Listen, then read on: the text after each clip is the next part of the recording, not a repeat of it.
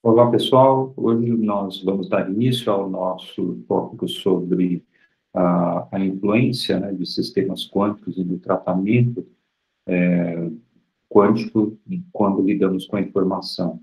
Entretanto, antes de realmente iniciar nesse tópico, é importante fazermos um apanhado a respeito da teoria de computação, porque vários elementos vão aparecer nas nossas aulas seguintes que são importantes para a gente ter, pelo menos, né, um conhecimento básico da teoria de computação, que tem muito mais complexo do que eu vou apresentar aqui, mas eu espero que a forma com que eu apresente deixe claro para a gente alguns problemas, né, e algumas vantagens de utilização do sistema quântico para a implementação de sistemas tanto de computação como de comunicação quântica, tá bem?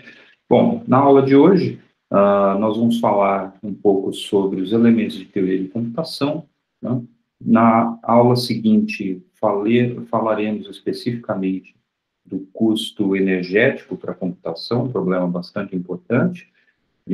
E, além disso, né, a partir da nossa aula que vem, vamos ver, né, o que significaria você começar a codificar informação em sistemas quânticos especificamente. Tá? Bom, sabemos que tipicamente, né, computadores, né, não são novos, né, existem essencialmente duas modalidades de computadores: computadores analógicos, que são aqueles que são máquinas, essencialmente, que nos permitem fazer, né, operações de uma forma automática, ou seja, sem que nós tenhamos, né, que realmente atuar sobre esses sistemas. Então, a gente tem vários, né, na história temos vários exemplos aí de instrumentos que nos permitem calcular algumas coisas com uma certa facilidade. Eu acho que o mais importante de todos eles é o ábaco aqui, né, esses antigos, né, temos, em que ele é utilizado para você realizar operações complexas de uma maneira, né, bastante eficiente. Tem pessoas que calculam isso daqui muito mais rápido do que eu, por exemplo, ir numa calculadora e tentar calcular, né? Então, é muito interessante, mas ele é um instrumento que só serve para você realizar uma operação, ou seja, ele só serve para você fazer cálculos, né, de adição, soma, adição, subtração, multiplicação, e dentro desse instrumento. Você não consegue, por exemplo, mais fazer uma situação complexa.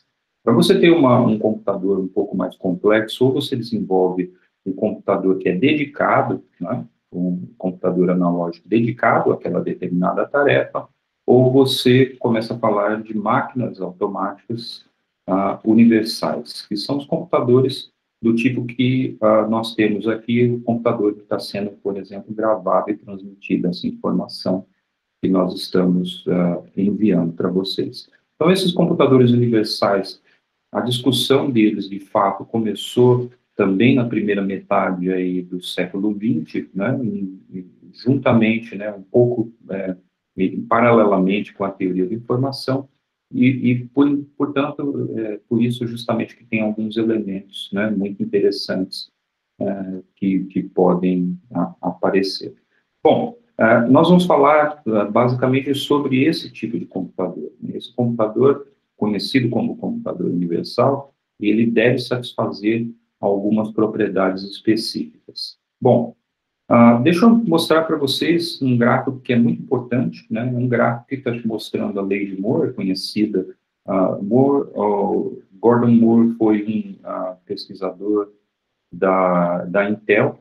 Lá no começo do estabelecimento de alguns processadores, ele propôs, né, uma lei de escala em que aproximadamente a cada 1 ano e meio ou a 2 anos, você teria, né, você dobraria o número de elementos fundamentais de circuitos eletrônicos de estado sólido que você colocaria dentro do mesmo elemento de área. No caso, que é mais importante para tudo, o processamento eletrônico de estado sólido são os transistores, né?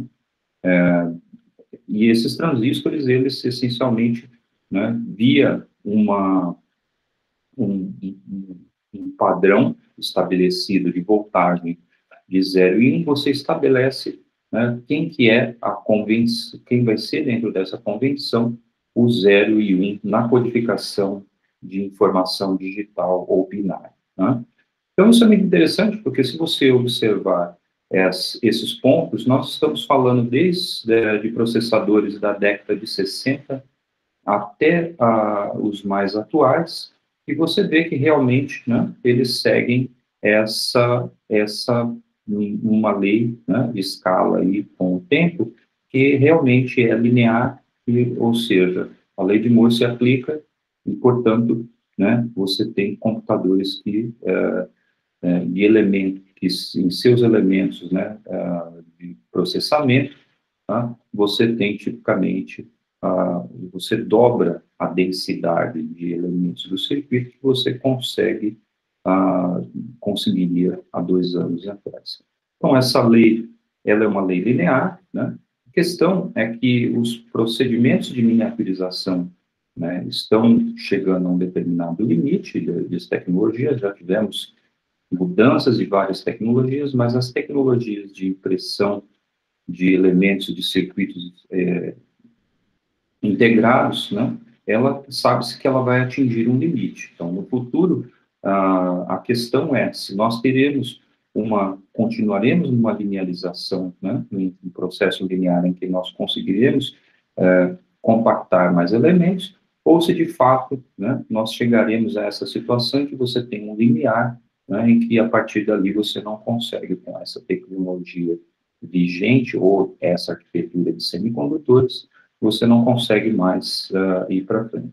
E é estabelecido que em torno de 2025 nós vamos chegar, né, rapidamente, ainda portanto, nesse limiar. Né? Então, isso é bastante interessante, já que significa que você, né, depois de 2 anos, você não vai conseguir trocar o seu computador por um computador, pelo menos que tenha, né, elementos de circuitos eletrônicos mais compactos, a menos, obviamente, que se mude um pouco a tecnologia. Tipicamente, esse limiar tem sido, né, empurrado para frente com o tempo, porque tem se descoberto novas tecnologias de litografia e impressão. Tá? Bom, o importante, de fato, para a nossa discussão é que quando você começa a aumentar essa densidade de elementos de circuito, de transistores em um elemento de área, você começa, de fato, a ter uma escala na tecnologia MOSFET, que é a vigente, tá? Que ela vai variando, né, de elementos de circuito que tem aí uma distância típica média entre as trilhas desde a década de 70 de 10 micrômetros, nós estamos chegando, né, no regime em que você tem nanômetros. Quando você começa a atingir esses limites, em que a distância entre esses elementos de circuitos é tão pequena, você começa a ter efeitos quânticos. Então, isso é importante. Por que você começa a ter efeitos quânticos? Tipicamente, a escala de interferência de efeitos quânticos, né, elas estão associadas à miniaturização. Então, naturalmente, na matéria como um todo, ela é formada de elementos, átomos, moléculas, elétrons, que tipicamente têm um comportamento quântico. O que nós vemos na nossa vida dia a dia é um comportamento clássico, porque nós vemos um comportamento médio, um comportamento, né, coletivo de todos esses átomos e elétrons. Então, quando você começa a miniaturizar, você tipicamente diminui os elementos que você tem, né, e provavelmente você começa a entrar num regime em que algum desses efeitos podem ser, né, a afetar o seu processamento. Bom, não estamos exatamente nesse limite, mas uma das coisas interessantes, né, foi pensado, principalmente na década de 80, a partir de 81, né, o que seria, né, o processamento de informação, particularmente para a computação, se nós pudéssemos ter os nossos bits de informação, não exatamente em termos de 0 e 1, como nós tínhamos normalmente, mas em termos de uma superposição de estados, né? Típico de situações de sistemas quânticos, nós vamos ver isso, em que você tem, né, essa superposição de zeros e um, ou seja, seu elemento ele não é, exclusivamente 0 ou 1, mas ele pode coexistir, né, nessa superposição, como nós dizemos, né, de estados. Tá? Então, todo esse questionamento vai dar origem à teoria quântica de computação e também, né, resultados surpreendentes em termos de teoria de informação, como veremos aí nessa sequência de aulas. Hoje, eu quero falar um pouco mais, então, sobre a computação, especificamente, computação clássica, depois falaremos, né, no caso de computação quântica. Então, um elemento importante, como nós já de alguma maneira manifestamos ao longo desse curso, mas ele especificamente foi colocado pelo Rolf Landauer na década de 50 a 60, em que a informação é física, ou seja, qualquer que seja o esquema que você utiliza para processar, armazenar ou transmitir essa informação, ele necessariamente tem que ser realizado com algum recurso físico e, portanto, ele vai estar limitado às leis físicas pertinentes ao sistema de implementação. Então, quando falamos de capacidade anteriormente, o que nos limitava, né, tipicamente são efeitos de ruído externo, em que afetam nosso sistema de comunicação, em particular, dependendo do tipo de sistema que estávamos falando. Então, temos uma teoria geral que abrange todos os sistemas, mas, obviamente, cada um dos sistemas específicos vai ter um comportamento aí específico, mas o importante é sabermos que existem limitações físicas, né, para esse estabelecimento aí de capacidade e de taxas de comunicação. Bom, o que são computadores na visão de teoria de computação em termos de computação universal? Então, computadores, eles atuam tipicamente como uma sequência de procedimentos primitivos, né, seja um computador, né, desse mais antigo, ou um computador moderno, nós tipicamente decompomos essas operações em termos de elementos finitos, ou seja, um conjunto finito de elementos básicos universais que realizam aquela tarefa específica, né? Então, estamos falando, obviamente, aí de computadores universais, tá? Então, qualquer computador universal, qualquer sequência de procedimentos primitivos, ela é efetuada por esse conjunto finito de elementos básicos universais. E o que é computável, né? Conhecido como sendo computável ou que não é? Existem duas maneiras distintas e totalmente equivalentes, né, de distinção e de saber o que pode ser computável. O modelo de máquina de Turing, que nós vamos falar, e o modelo de circuitos, que é totalmente compatível para nós no nosso dia a dia, em termos de implementação de circuitos, e ele é mais fácil de compreender, porque ele se transcreve exatamente em elementos booleanos, né, de lógica, então, portanto, algo mais tátil. Mas nós vamos falar dos dois, né? Vamos ver o que é exatamente. Então, procedimento efetivo e computabilidade. Procedimento efetivo são um conjunto de regras para a realização de uma tarefa, né, ou, né, mais conhecido como algoritmo. Então, por exemplo, se você tiver uma tarefa muito simples, por exemplo, digamos que você tem que calcular a exponencial de x, mas, né, como que eu faço para você proceder de uma maneira automática para esse cálculo? Digamos que você não sabe, né, calcular isso ou uma função mais complexa. O que você tem que fazer? Nada mais do que expandir essa exponencial numa série de potências de x, está aí a forma dela. O que você tem que realizar para saber quanto que é esse valor, dado um valor de x específico, quanto que vai valer essa função de x, ou seja, a exponencial de x. Então, você substitui o valor de x nessa expansão, calcula cada um dos termos, soma todos os termos, você tem um resultado que vai valer para qualquer um dos x. Então, nós temos um procedimento que vale para todas as vezes. Então, se você deixar, né, esse resultado ali, mesmo que você passe para uma criança que saiba fazer potências, ela vai saber, né, quando calcular esse valor da exponencial de x. É exatamente isso que um algoritmo faz, ele transcreve em termos de regras simples o que você precisa, ou um computador, um sistema automático precisa realizar para executar um conjunto de tarefas mais complexas, tá? Então, são definidos aí como problemas computáveis, né, isso é importante, aqueles que nós podemos, na verdade, desenvolver um algoritmo ou um procedimento efetivo. Os que não são computáveis, ou seja, aqueles em que você, em princípio, não tem um algoritmo conhecido, eles são problemas não computáveis, tá, né? Bom, existe, na verdade, né, um conceito de computabilidade que foi estabelecido pelo Alan Turing, né, já bastante conhecido, o Alan Turing, mas que realmente revolucionou toda essa discussão a respeito de computação e do que pode ser computado e não, né? Então, o que ele disse, né, exatamente é que se uma tarefa pudesse ser realizada por um procedimento efetivo, então ela pode ser realizada por uma máquina de Turing universal e vice-versa. Se a máquina de Turing não puder resolver um problema, então não há um procedimento efetivo.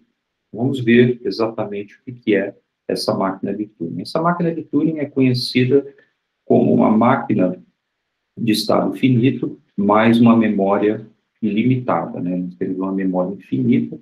A maneira da gente usual, né, de entender isso, veja que a década de 36 é como se você tivesse uma máquina, né, de estado finito. O que é essa máquina de estado finito? Eu tenho uma célula, né, essa máquina em azul, né, ela tem um estado inicial, um estado interno Q, e ela tem um estado Q', né, associado a ela, e vai ser um estado que é uma resposta, na verdade, a um estímulo S dado a essa máquina.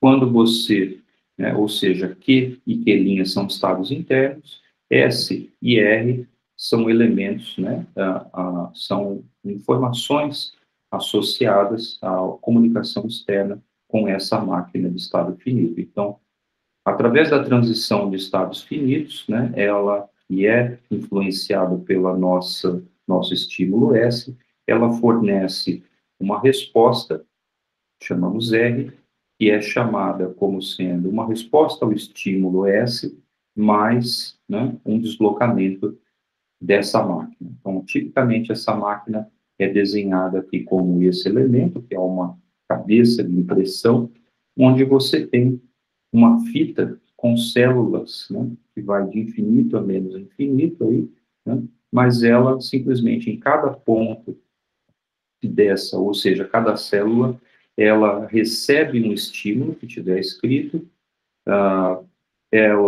ela tem essa transição de estados internos, da máquina de estados finitos, e escreve, né, e realiza aí a resposta, que pode significar um movimento da direita, ou mesmo escrever naquela própria célula em que ela estaria. Mas a vantagem da máquina de Turing, estabelecida como isso, né, dentro da teoria de computações, podemos fazer várias coisas com essas máquinas de estado finito, mas nem tudo, né? Com a máquina de Turing, que é a máquina de estado finito, mais essa memória infinita, tem uma gama grande de problemas, né, que podem ser compreendidos dentro disso. E o mais impressionante é que essa ideia aparentemente simples, ela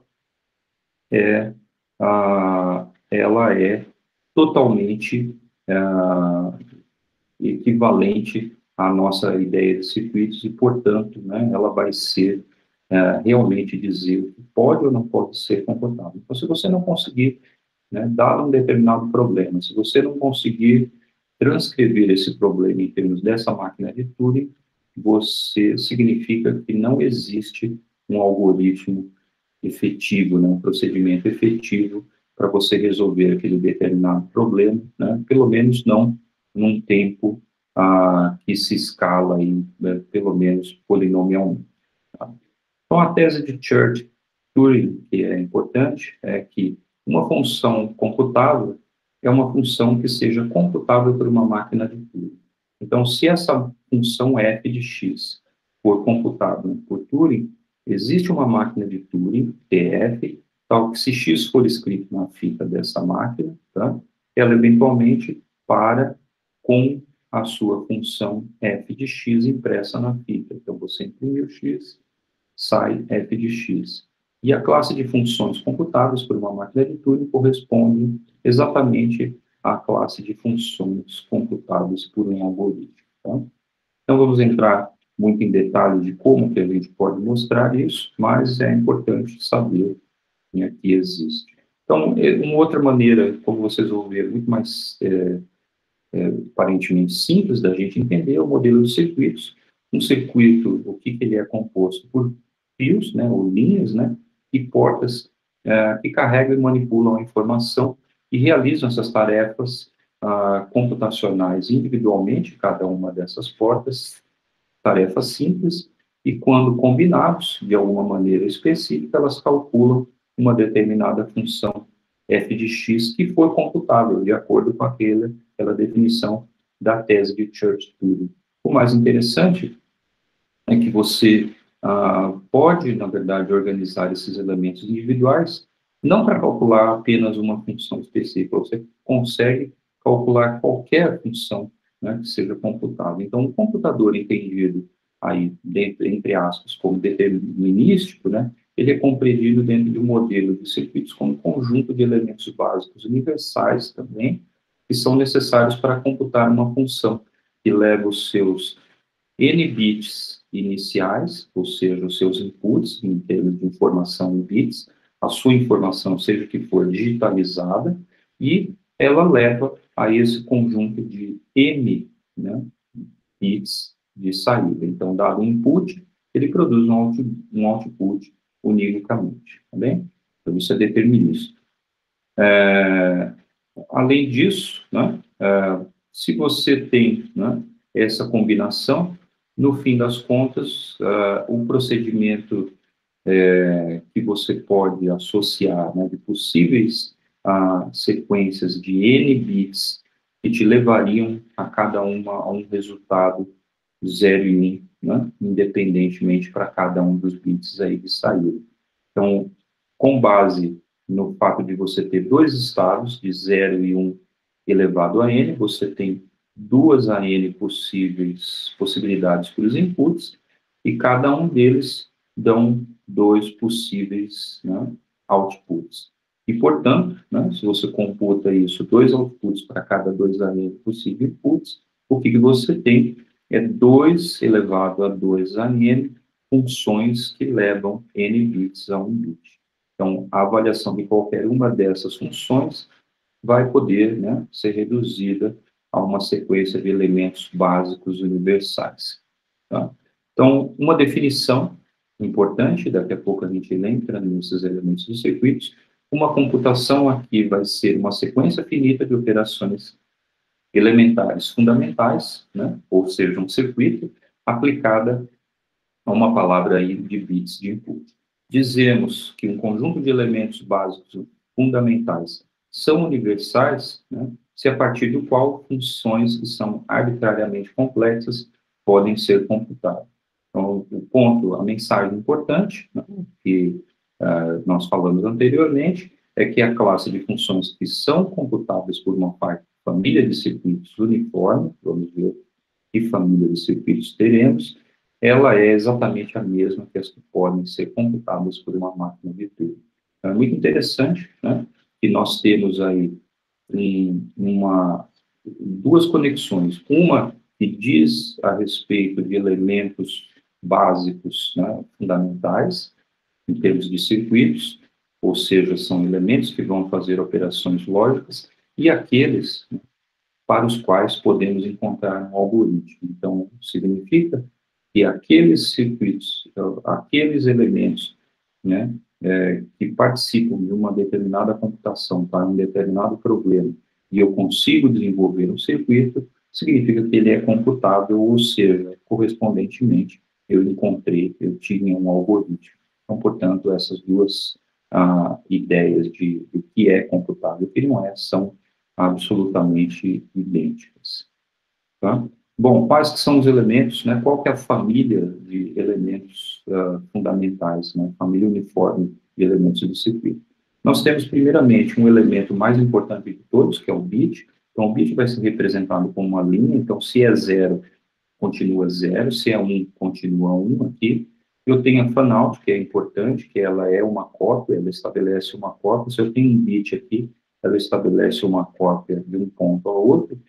Você pode pensar facilmente como que isso se faz. Se você tem, por exemplo, um elemento, esses elementos lógicos implementados no circuito eletrônico, basicamente você ter uma convenção aí de voltagem nesses elementos, e é fácil a gente imaginar, né, que quando eu tenho uma bifurcação no meu circuito, eu tenho aí a mesma voltagem, né, em ambos os pontos, com relação a uma referência comum, tá?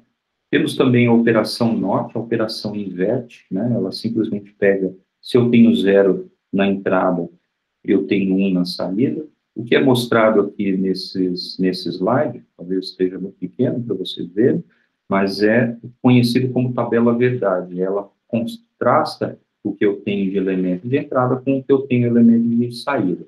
Então, se eu tenho 0, eu tenho 1, tá? na saída, e se eu tenho 1, eu tenho 0. Observe que não é à toa que o nome dessas operações são nomes de elementos lógicos, porque é exatamente isso que ele faz. Ele faz, né, operações que conhecemos como módulo 2 nos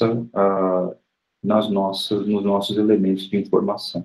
Então, nesse caso, NOT significa uma negação daquele estado que você tem, né? Outra que vai realizar, a partir daí temos portas um pouco mais complexas, que são as portas de 2 bits, e elas têm 2 bits de entrada e 1 bit de saída. Então, a porta importante para nós aqui é a porta AND, em que ela combina, né, esses 2 elementos de entrada. Somente quando os 2 elementos de entrada forem 1, é que ela vai, né, sair 1 aqui, nesse elemento de saída, na porta de saída. Toda vez que eu tiver 0 e 0, ela me dá 0, 0 e 1 dá 0, 1 e 0 dá 0 também. Tá? A OR, né, por outro lado, ela te diz que se eu tiver 1, né, em qualquer uma das 2 posições, eu posso ter 1. Então, ela faz isso. Basta que eu tenha 1 ou 0, 1 ou 1, 1, 0 ou 1, eu vou ter 1 na saída, como mostra aqui a tabela verdade. A gente tem outras, né, que são combinações, na verdade, dessa. Por exemplo, a NAND é a combinação da porta AND, que eu falei lá anteriormente, mais a NOT. Então, portanto, ela nega justamente o resultado final da AND. E a mesma coisa acontece para NOT. Bom, vocês estão vendo, na verdade, que eu estou representando por um quadrado, um retângulo vermelho, esse conjunto aí, porque esse conjunto vai, né, estabelecer o conjunto mínimo universal que eu necessito para realizar qualquer operação possível. Por exemplo, tem uma porta aí muito importante, que é a OR exclusiva, né, ou XOR, que é desenhada dessa forma, que ela é a combinação de 2 portas NANDs, 2 fan-outs, duas portas, NOT, 2 fan-outs, mais 2 portas AND e uma porta OR. Quando você faz isso, você realiza o que é chamado, né, de meio somador na combinação, né, isso é importante. Então, essa porta OR exclusiva, ela é feita, né, com a combinação de todos os elementos fundamentais que apareceram aqui, tá? Mas quando você combina agora essa porta OR exclusiva com, por exemplo, a porta AND, você tem um elemento que é muito importante, que é chamado de meio somador, né? Então, ele tem a combinação desses elementos de entrada e, por consequência, você tem o que é chamado de somador completo da combinação desses meios somadores e, portanto, você consegue fazer, né? Porque somador, porque ele faz exatamente isso, ele soma elementos de sinais que nós temos na entrada. Se ele soma esses elementos, você pode imaginar aí uma infinidade de possibilidades de estabelecimento de cálculos aí com esses elementos, tá? Então, obviamente, com algumas variações disso, você consegue ter os elementos aí fundamentais de todo o computador. Então, não é à toa que você, por elementos lógicos, você consegue, né, implementar esses elementos aí, todos esses elementos de circuito. Por que que você faz isso? Porque, de fato, todos aqueles problemas que são computáveis, eles podem, né, ser traduzidos de alguma forma em um problema de decisão. Um problema de decisão é aquele que você consegue resolver, né, por intermédio de perguntas que permitem respostas em termos só de sim ou não. Então, você tem alguma tarefa relativamente mais complexa, você resolve essa tarefa só com a possibilidade de respostas sim e não. Então, por isso que é decisão, né, você consegue fazer. E, de fato, todos esses problemas que são computáveis, né, nas duas definições, são aqueles que permitem um procedimento, né, ou um algoritmo aí, que permite um conjunto de perguntas, e te dá, né, em termos de respostas de tipo de decisão, ou seja, de sim e não, que não cresce exponencialmente aí com o número de elementos, né, que você precisa fazer. Ou seja, se o número de perguntas ele não cresce exponencialmente no tempo, né, propriamente dizendo de uma maneira aí mais simples, tá? Então, isso é importante, né? Porque você pode resolver problemas, diversos problemas, nem todos são resolvíveis pelo, né, assim, ou pelo menos não se encontrou ainda um algoritmo eficiente, né? Então, quando se fala em computação que você não tem um algoritmo eficiente, é que esse algoritmo se escala exponencialmente aí com o número de entradas, né? Então, portanto, você, né, quando você aumenta, por exemplo, esse número, você não consegue resolvê-lo eficientemente. Aí, não significa que você não consegue resolver, mas demora mais tempo do que, né? Então, a partir do momento, se você resolve algo para um número de 2 unidades, por exemplo, né, 10, né, não significa que você vai resolver facilmente também para algum número que tem unidade de 100, 1000, né, porque você vai demorar muito mais tempo, o tempo se escala exponencialmente para esse número, tá bem? Então, quer dizer que não é resolvido, pelo menos num tempo razoável. Bom, isso, de fato, termina, né, com a classificação das possibilidades, né, que nós temos em termos de problemas de decisão e da complexidade computacional. Isso é interessante porque existe uma classe de problemas que são efetivamente problemas simples, que são aqueles que podem ser resolvidos, né, chamados P, ou polinomial, que podem ser resolvidos por algum algoritmo, né, existe um algoritmo, num tempo polinomial. Então, por exemplo, o tempo soma, ordenação, né, todos esses problemas, eles podem ser resolvidos, existe um algoritmo efetivo, e, portanto, existe uma maneira da gente transformar esse problema de soma e ordenação em um tipo de problema de decisão. A soma nós já vimos, né, aqui, de fato, existe o somador que pode permitir a gente fazer, tá? Os outros são variações, né, dessas possibilidades. Existe, na verdade, outra classe de problemas que são os não determinísticos. Não estamos falando explicitamente do que significa esse não determinístico, mas significa, já sabemos aqui nesse curso que existe aí uma probabilidade associada a um determinado resultado, mas eles são chamados não determinístico polinomial, que significa que eles não podem ser resolvidos por um algoritmo num tempo polinomial. Então, para a gente, qualquer coisa que é pior que polinomial, por exemplo, exponencial, é muito ruim, né? Mas eles podem, né, de fato, existe a possibilidade de conferi-los num tempo polinomial. Então, por exemplo, um problema típico disso é um problema de decomposição em fatores primos. Qualquer número né, absoluto, qualquer número inteiro, ele pode ser decomposto em termos do produto de potências de números primos, né? Então, isso é interessante. Por exemplo, 15. 15 é um número bem simples, mas ele é igual, né? Ele não é um número primo, obviamente, mas ele é igual a 3 vezes 5. Tanto 3 quanto 5, né, são números primos. E assim vale para qualquer número inteiro. Isso é tão verdade que sistemas de codificação, né, de chaves criptográficas utilizam desse fato, né, em que você usa essas potências desses fatores primos para codificação de chaves criptográficas, né, usualmente. Então, isso é interessante. Por que se usa isso? Por causa do fato de ser justamente difícil, né, você conseguir realizar num computador usual, você conseguir num tempo, né, razoável, você conseguir resolver esse problema aí de forma eficiente.